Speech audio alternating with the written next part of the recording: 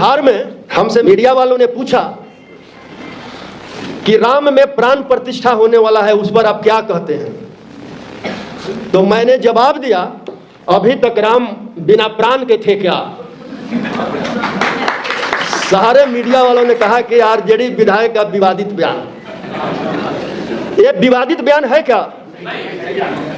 और मैंने प्रधानमंत्री से आग्रह भी किया, भाई ऐसे ऐसे लोग हमारे देश में हैं जो पत्थर में प्राण डाल सकते हैं, तो देश के लिए बहुत ही कारगर साबित होंगे। और ऐसे लोगों का भारत सरकार सूची बनाए, और सूची बनाकर जो बॉर्डर पर हमारे सैनिक देश के सुरक्षा में लड़ रहे हैं, हर बटालियन के साथ एक प्राण स्पेशलिस्ट को वहां रखते हैं।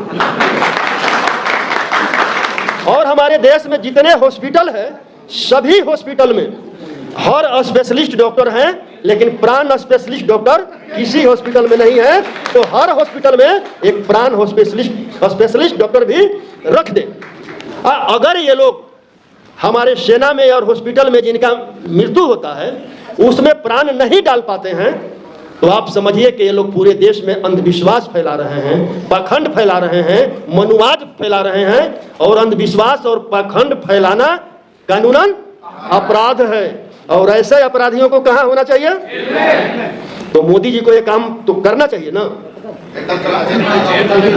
लेकिन करेंगे नहीं। आज भी वो कह रहे हैं और पूरे देश में चल रहा है कि जो राम को लाया है हम उनको लाएंगे। अगर वास्तव में राम भगवान हैं, उनको लाने वाला कोई है क्या? और राम राज के बारे में आप लोगों को पता है क्या? राम राज में एकलव्य का अंगूठा काटा गया और शंभुक का हत्या किया गया, वध नहीं कह सकते हैं। शंभुक का गला काट करके हत्या किया गया। और शंभुक था कौन?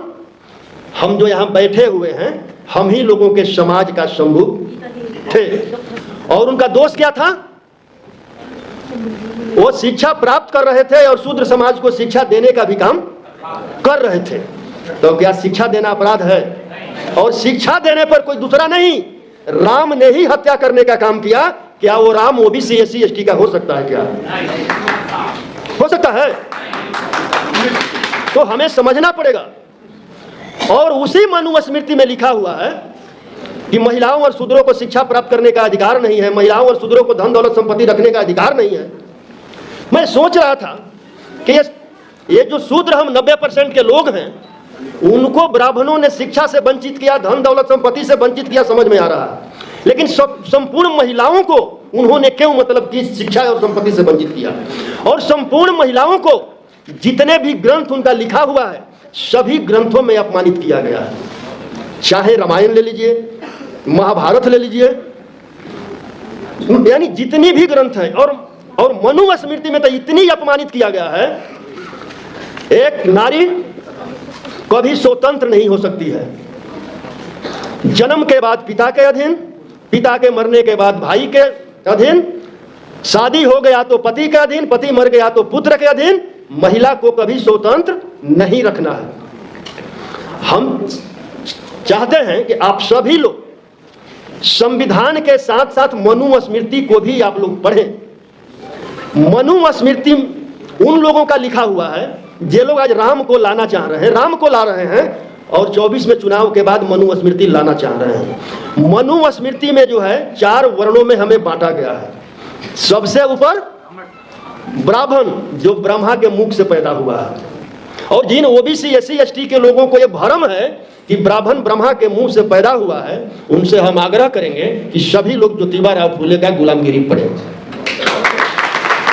और उससे थोड़ा सा नीचे कह लीजिए या नीच कह लीजिए क्षत्रिय, उसे थोड़ा सा नीच वैश्य। ये वैश्य नहीं जो तेली हैं, हलवाई हैं, सूड़ी हैं, रौनियार हैं।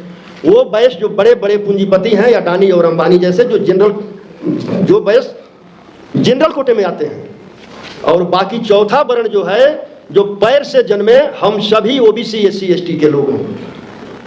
ऐसा हो सकता है कि एक बाप का 4 पुत्र हो, कोई सर्वश्रेष्ठ हो और कोई नीच हो सकता है क्या? तो हम फिर से दोबारा नीच न बने, उसके लिए भी केंद्र में बैठे सरकार को 24 में हमें सबको एक होकर के मिटाना पड़ेगा। अगर नहीं मिटा पाए तो हम सब 90% के लोग मिट जाएंगे, कोई दूसरा विकल्प नहीं है। और जो हमारे ओबीसी एससी एसटी के लोग हैं जो हमारे बीच आएंगे, जो उनके गोद में बैठे हुए हैं, उनके लिए ही काशी राम जी ने चमचा युग लिख दिया। और क्या कहा, हमारे ही लोग कुछ चमचे हो गए हैं जो उनके गोद में बैठकर हमारा सौदा कर रहे हैं। और जिनको जवानी में चमचागिरी करने का लत लग जाता है, वो ताह जीवन दलाली करने का काम करते हैं। वैसे दलालों से सावधान रहना है कि नहीं रहना? तो क्या करना होगा? आरएसएस और बीजेपी वाले एक कुल्हाड़ी का काम कर रहे हैं, और वो कुल्हाड़ी सभी ओबीसी एससी एसटी के लोगों को काट रहा है। लेकिन उस कुल्हाड़ी में जो बेट किसका है? अगर बेट को ही निकाल दिया जाए तो कुल्हाड़ी काम करेगा? तो निकाल दीजिए 24 के चुनाव में उस बेट को ही कि कुल्हाड़ी निष्क्रिय हो जाए। न बेट रहेगा न कुल्हाड़ी हमें काटेगा। और जो जयंती है सावित्री बाई फुले जी का और फातिमा शेख जी का, अवंती बाई लोधी जी का, तो शिक्षा के क्षेत्र में मैं भी जो है 7 जनवरी को सावित्री बाई फुले का मैं डेहरी ओन सोन में जयंती मनाया था। उसमें लगभग 25-30 हज़ार लोग आए थे, और महिला और पुरुष का बराबर हिस्सेदारी था। क्योंकि मैंने सबको आग्रह किया था कि जो भी आए अपनी पत्नी को लेकर आएंगे, क्योंकि जब तक महिला में बदलाव नहीं होगा, सामाजिक बदलाव संभव नहीं है। और उस कार्यक्रम के बाद हमारे यहाँ जितना शिव चर्चा वगैरह हो रहा था, सारी महिलाओं ने ढोलक झाल सब ला करके फेंक दी, और उन्होंने शपथ लिया कि हमें मंदिर नहीं चाहिए, हमें विद्यालय चाहिए। और मैंने जब पटना में होर्डिंग लगवाया कि स्कूल का मतलब, मंदिर का मतलब मानसिक गुलामी का मार्ग, और स्कूल का मतलब जीवन में प्रकाश का मार्ग। जब मंदिर का घंटी बजता है तो हमें संदेश देता है कि हम अंधविश्वास, मूर्खता एवं पखंडता की ओर बढ़ रहे हैं। और जब विद्यालय का घंटी बजता है तो हमें संदेश मिलता है कि हम तर्कपूर्ण ज्ञान, वैज्ञानिकता और जीवन में प्रकाश की ओर बढ़ रहे हैं। अब तय करना है कि आपको किस ओर जाना है।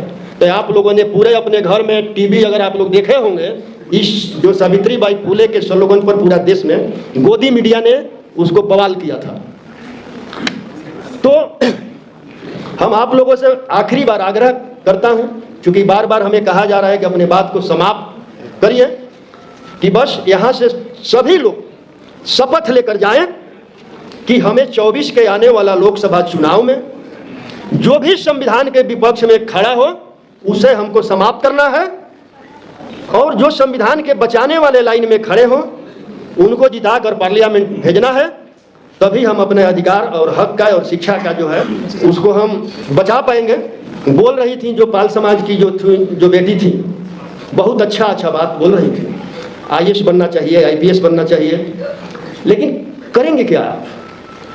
आपको जो नई शिक्षा नीति थी 2020 के द्वारा जो लेटरल एंट्री लाया गया है, जिसके द्वारा लगभग 400 संयुक्त सचिव बना दिया गया है, आपके आईएएस जो बनेंगे अब संयुक्त सचिव तक वो पहुंचेंगे क्या? और उसमें एक भी आपके ओबीसी एससी एसटी के लोग नहीं हैं। तो मैं इसी के साथ अपने वाणी को विराम देता हूं। जय बुद्ध, जय भीम, जय मंडल, जय संविधान, जय ओबीसी।